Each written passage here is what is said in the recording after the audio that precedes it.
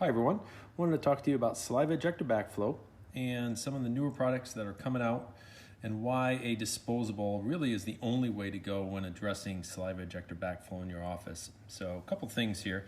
This is a typical saliva ejector. It has a rubber cup at the tip. A lot of assistants, hygienists talk about this being loose during a procedure. It gets stuck on the straw and they end up throwing it away sometimes. Inside your front end there is a little filter. That filter usually gets clogged. Funny story, that filter is actually an afterthought because no one was cleaning the inside of valves.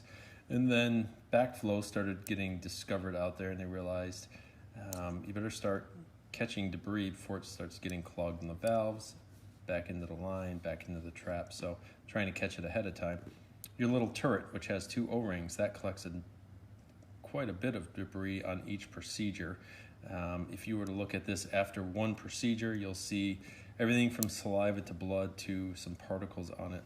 They all connect via the body, which is connected to the base or called tailpiece.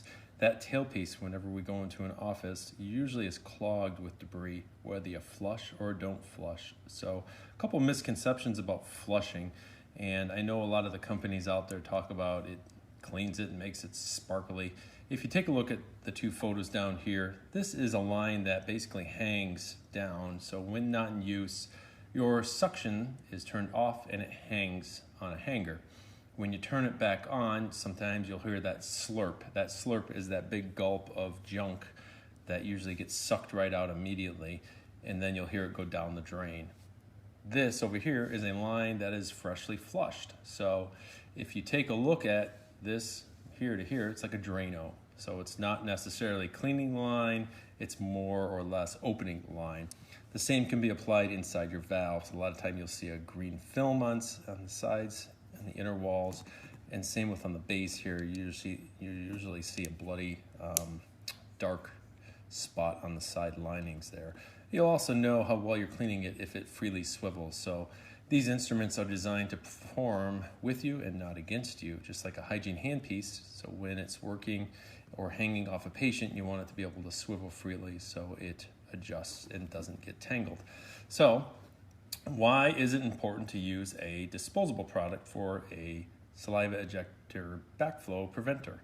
Well, a couple things. So whether I flush it or disassemble and clean it every single patient, if I reprocess this, I still have my line to contend with. Well, that's the inside of my line after being cleaned. So you still have a number of chunks and debris that can't be removed unless they're scrubbed, unfortunately. Also, if you take a look at, and I'll slide this photo over here, this is the inside of a valve when it is not cleaned. If you use a newer type device that is reusable and doesn't get cleaned, well, it's not going to last very long. And the reason is all this junk and debris is going to get caught on the inside. So if there's a flap that's being reused, that flap will hold up maybe 1 to 2 patients before all this junk starts clogging it, and you'll hear sort of a whistle where it is no longer functioning. So what else is out there? Well, there's a couple different products. One is made in a straw, which is a great product. However, you still have to address the valve portion. And there's ours. Ours is a disposable valve, and the valve actually pops off of your existing tailpiece, and our valve snaps right in. Why is it important? Well, from here to here it stops, so there's a flap inside here. I never have to worry about all of these parts. These parts are the really the bad ones, where a lot of times it'll leak from this little circle here, or it'll leak here, or it'll leak at the base down here where it swivels, because it's all connected by O-rings. And O-rings, if you don't keep up with them, they will fail. So if a patient closes around a straw at the tip here, every single time they close, it's stopping right here. And once my patient leaves, I throw it away. So all that blood, saliva, and debris that may have gotten lodged inside this little flap, which you might be able to see. The valve is open right now, and you'll see it's a little fuzzy on the inside. That flap is always closed.